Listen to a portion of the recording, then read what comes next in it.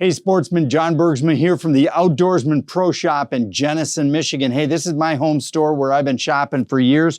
We've got five awesome fishing reports for you today. We're gonna start over in the Saginaw Bay region, talking with Captain Mark from Real Fishing, and he's talking to us about a great perch fishing bite that's just getting started over on Saginaw Bay, and it's only gonna get better. We're gonna slide up to Tawas. Hey, a buddy of mine, Nick Miato, and his girlfriend, Erica Lang, spend a lot of time out there on the water fishing with last year's Polar Craft boat, and we've got an awesome fishing report for steelhead and walleye out of Tawas. Then we're gonna head on up to Alpena.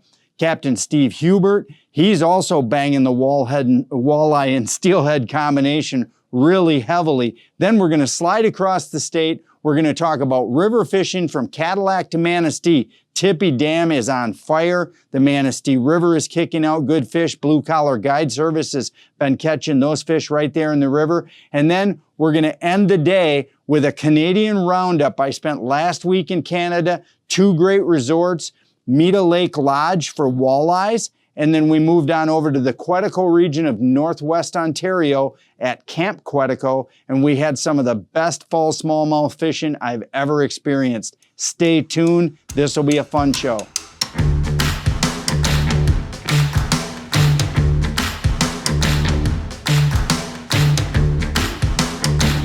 Hey guys, first stop of the day.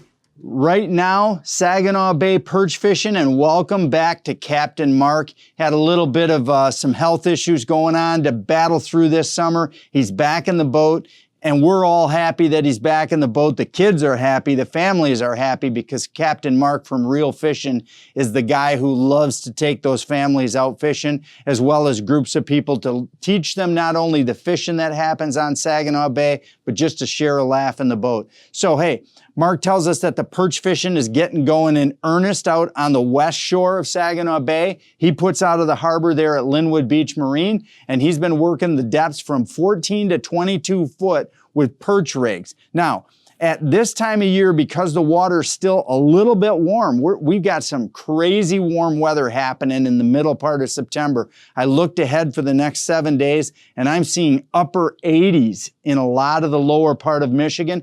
So that's gonna keep this bite real, not marginal. You can certainly go out and catch a limit of fish, but it's not gonna be gangbusters like it will be the second that cold weather turns the corner. So this bite is gonna get better all the way through until ice up. And Captain Mark's catching them on cut bait, raw shrimp, emeralds, perch pounders, just plain perch rigs right over the side of the boat. Really the key to it is your electronics. I use my Garmin Live Scope. You cruise around with your electronics until you mark fish. That's the key.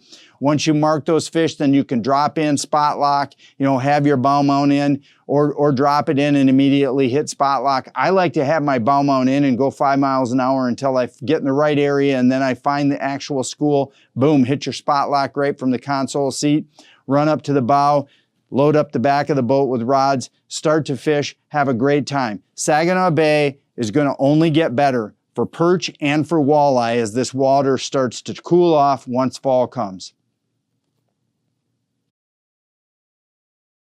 You always get the best at Beck's Trailer Superstore, the nation's largest trailer dealer. With over 1,500 trailers on 45 acres, you won't find a better selection anywhere. Whether you're looking for an open or enclosed trailer for work or play, you'll find the perfect trailer at Beck's. We have flexible financing options through several national and local lenders to offer the most competitive rates and payments from only $69 per month with approved credit. For the best selection of quality trailers at unbeatable prices, call 888-SAVE-BECKS or visit BecksTrailerStore.com. So hey guys, Nick Miato and his girlfriend Erica Lang spend a lot of time out there on the east side of the state from Tawas area south into the bay. They gave me an awesome report, guys. 11 fish on just a nice fun Sunday afternoon fishing trip out of the last year's Polar Craft 200 Kodiak. So the real specific information was 62 to 64 foot of water was the band of water from Tawas Point south that they were working. They were staying in a real tight band of water where the marks were. They were running this spread, 7 to 10 colors of lead on the boards, a mix of 7, 8, 9, 10, you know, and then they could put them on either side. And then their 2 downriggers. Their downriggers and the 10 color was the busy ones. So it sounds like the fish were pretty deep. The downrigger set at 48. Now, I know he runs Trax Tex downriggers on that boat because he bought that boat from me. And so that's a real good starting point. When you start catching fish on riggers at 48, that tells you that a 10 color or 9 color is going to be really close to the right depth, because that's going to run about 5 foot per color, and so 45 to 50 down. Now, what seemed to be the ticket? Mixed veggies spoons, a Dreamweaver mixed veggies full-size spoon, or a black edge spoon. He had a couple of spoons out that he truthfully didn't even know who made them, but they had black edges on them. And it seemed like the black was actually catching a good number of fish right alongside of the mixed veggies. So that seemed to be the ticket. Here's the big tip, guys. He didn't catch a fish under 3.2 miles an hour. And he caught some fish on outside turns, which kind of triggered him to speed up. And he has a probe. So he's actually going the right speed. He's not going into currents and with currents. He knew what his at the ball speed was. And he said the critical speed was 3.2 to 3.4, which is really honking. So those steelhead and even the walleye really wanted that fast. So that might be something that's throwing some people for a loop. I know a lot of guys shy away from crossing that 3 mile an hour barrier. You might want to get out there and push the umbrella a little bit. You've got super warm temperatures. You got very aggressive active fish that should be cooler water temperatures, but it's not. So pumping that speed up to get a reaction bite might be the ticket. Good job, Nick, for doing that. So again, 11 fish, 4 walleye, 7 steelhead. Really awesome day out on the big water, 62 to 64 feet of total depth, working that 50-foot area with downriggers and lots of lead. He also had a 200 coppers, a couple of 200 coppers he threw out later in the day. One of those caught a fish. Again, that makes sense to me, because a 200 copper is probably down about 42, 43 feet. So it seems like that 45 to 50 foot zone is the depth you want to be over mid-60s depth of water there out of the Tawas region. Midwest Steel Carports is Michigan's premier steel building manufacturer. We manufacture and install custom steel buildings throughout Michigan. Our engineer-certified steel buildings are fully tailored to fit your every need, and our up to 40-year warranty protects your investment. From residential storage sheds to commercial warehouses, let our team work with you to find your ideal building. For more information and pricing, visit MidwestSteelCarports.com. So hey, Alpena has been on fire all year, but now Captain Steve Hubert's got a few new species to throw into the game and a really fun destination. He starts in Thunder Bay, right there out of the port of Alpena, and he always ends his season there. And this is one of the things I love about September and October there in the Alpena region is the big fish start loading back into Thunder Bay proper, and you can catch those fish real consistently. So what's the bite? It's a steelhead walleye bite. Sure, you can go put your stuff down and fish for lake trout, but what's the point when the bay is filling up with steelhead and walleye? So how is he catching those? He's catching those walleye and steelhead relatively high. He's fishing in 55 to 65 in overall depth. And then he's fishing them 30 to 35 or even 40 down for the walleyes using a combination of different ways. Now, he's running spoons and small shad baits off of his wire, or coppers, I should say. So what coppers is he running? Well, I know Steve well enough to know he's always got a 50 out, he's always got a 125 out, and he's always got a 75 out. So 50, 75, and 125. That's a pretty high set. Now, Steve likes to crank as well. I don't think I've ever seen him in a boat less than 2.7. So he's moving as well, and I think that's one of the big tickets right now with these steelhead is with the warmer water temperatures, even if they're present, they need to be triggered. So don't be going too slow. kings and steelhead, coho at this time of year, they're going to want to see 2.7 to 3, even above 3, like Nick from Tawas experienced. So get out there, try some different sets, but if you're going to head to Thunder Bay and Alpena, make sure you don't ignore the high coppers, 50s, 75s, 125s, and get your speed up 2.7 to 3 miles an hour. Combination of a lot of Dreamweaver Super Slims up there, flashy colors, UV colors are traditional. And if he's running shad baits, he's going to run a number 4 or a number 5 shad bait, and he just trails it out that same 20 foot behind his copper. And it seems like the shad baits have been producing most of the walleye. So if you want to increase your walleye catch, make sure you're running shad baits. WavePro high-performance boat pedestals eliminate bottoming out and back-jarring impacts. Now available the 2.0 version and slider seat hubs. The best in air shock technology provides a controlled return to keep you on your seat. Fast and easy to install with permanent mounts or movable hubs for quick and easy seat placement in 10 to 16-inch models. WavePro high-performance boat pedestals, best ride on the water. Online at waveproshock.com. So hey, our next report is a kind of a mixed report because we're talking about the Cadillac region and Tippy Dam, and then we're going to slide up because that's part of the Manistee River watershed. We're going to slide up and talk about the river fishing in Manistee as well. So the guys from Blue Collar over in Manistee have been fishing the river pretty consistently and telling me that the river action has still been a little bit depressed because they had a little run of fish come in when we got some cooler nights. But to be honest, it's still way too warm, and it looks like those fish are just persistently hanging on the shoreline of the big lake, waiting for the big runs to come in. Fish are trickling in.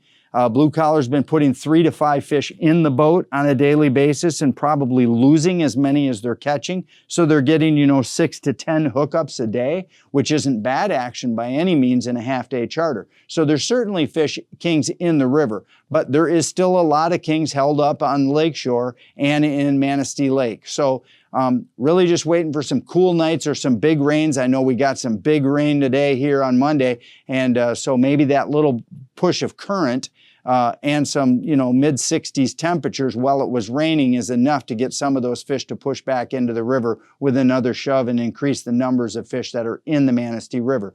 Up at Tippy Dam, different story. Chris Canazel from Pilgrim's Village there in Cadillac tells me it's been lights out up there for the last several days at Tippy Dam. It's on fire. They're catching lots of fish. They're catching big fish.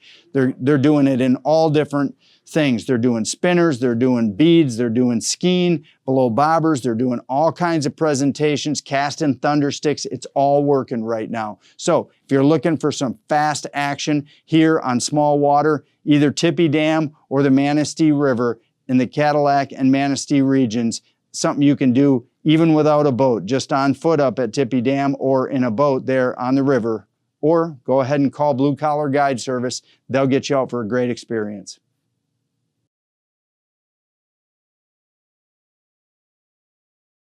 Don't spend another season breaking your back using 5-gallon gas cans to fuel your toys. The Flo-Fast portable fluid transfer system is your solution. A great tool for fueling your ATVs, snowmobile, boat, garden tractor, and more. Flo-Fast eliminates gas sloshing on you and your machines, plus works in reverse to pull unused fuel from your equipment at the end of each season. The pump transfers from container to container in seconds and moves up to 8 gallons a minute. Log on to flofast.com for a dealer near you. So hey guys, I just got back from 8 days in Canada, and let me tell you what, few things, just housekeeping right on the front side. A lot of people want to know and have been emailing, how was getting across the border? So let me quickly address that. It was super easy. We spent exactly 3 minutes at the border crossing station.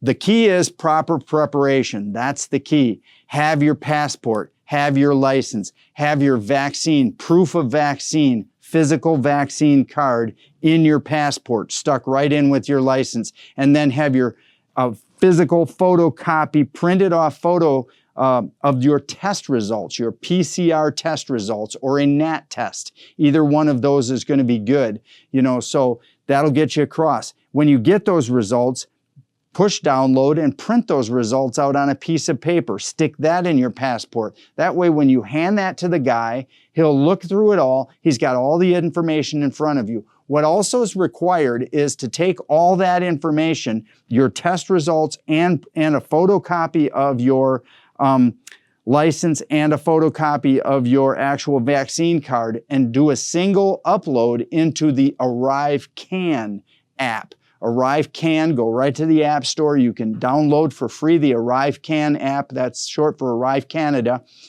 Download that information while you're driving. You can do it right on your phone. You know, one guy can and it can all be on one phone. It doesn't have to be on separate phones. So there's a lot of confusion about that. We did it easy. Brett, my cameraman, simply on his phone, uploaded all the information, downloaded it into the Arrive Can app. So when we got to the border, they already had all that information on their screen. They could verify. All they were doing was confirming us. It's these people, information, looks, a quick glance at the information, it all looked good. Boom, handed us our stuff back and said, congratulations, you're the first person that got it right. We only had 10 cars in front of us. The problem was we waited 2 hours for 10 cars. Why? Because most of the people show up don't have their ducks in a row. My advice to everybody, have your ducks in a row. Go to the Google, what do I have to do to cross the border? It tells you in very short order what you got to do. Now, on to the reports. Mita Lake is on fire. I'm talking to you about 2 reports today. Mita Lake, which is a walleye lodge up north of Nakina, and it is lights out. I've been going there for 4 years. It is flat out the best walleye fishing that I've ever experienced in Canada. John and Cheryl run an awesome resort. They've got 10 lodge cabins with a full package of what you can do, you know, whether you cook your own meal or whether you eat there in the lodge dining room, or they've got outpost camps as well. 2 outpost camps on the lake that are awesome if you want to go for more of a rustic experience with a half a dozen guys, cook and clean your own fish and just take care of yourself. It's a much more affordable way to do it as well. So whether you stay at the lodge, whether you eat their meal plan, or whether you stay at an outpost camp, Mita and Arrow Lake are 2 of the best walleye fishing lakes. You'll see pictures that Brett's been having going across while I've been talking. Stupid good fishing there. Now, second leg of our trip was 3 days over at Camp Quetico. Now, Camp Quetico is over in the Atikokan region of Northwest Ontario. And let me tell you what, Brett will start showing you pictures early because it was stupid over there. The smallmouth bass were jumping in the boat. The hot bait for sure was the Strike King Thunder Cricket tipped with a Rage Menace right here. And that was on fire. We were slow rolling it. You'll see the show this fall on Destination Outdoors. We'll show it to you. There's a real specific way to fish that thunder cricket in the fall, and that's basically cast it out. We were fishing 12 to 20 feet of water, and a lot of people think, well, the thunder cricket? I was fishing the bottom, and so I was letting it sink all the way to the bottom. I was picking it up, and then I was slow turning, and after 3 or 4 turns, I would stop. I'd kill it and let it sink all the way to the bottom, and then pick it up and slow turn 3 or 4 more turns and kill it again and work it almost like a swim jig on the bottom. We were banging them. You see the pictures. 4-pounder, 4-pounder, 5-pounder, 6-pound plus fish I caught, 40-inch northerns. Everything bit those thunder crickets. The vibrating jig and the colors that we threw at them were just perfect for the time of the year. So whether it's Mita Lake Lodge for an awesome walleye experience, or whether it's Camp Quetico for just a ridiculous smallmouth bass experience, both of these lodges I've been to multiple times. Both of them are run by high quality people who give you a great experience, and you will catch fish. Kick it over this winter. Get on our website at fishermansdigest.com. You can watch episodes I filmed at each of those places, and so that can give you the idea of which one fits what you're looking for in your getaway, and head on up there and have a great time. Make loading and unloading your boat easy with the Dorado Catch and Release Automatic Boat Latch. Load with ease. Simply drive on the trailer and the Dorado will automatically latch to your bow eye. A hard plastic liner protects your boat. For launching, back your boat in, pull the release lever, and away you go. For roller or bunk trailers, the Dorado is quick and easy to install and works with most V-hull boats. Spend less time at the landing and more time fishing. The Dorado Catch and Release Automatic Boat Latch. Online at DoradoProducts.com.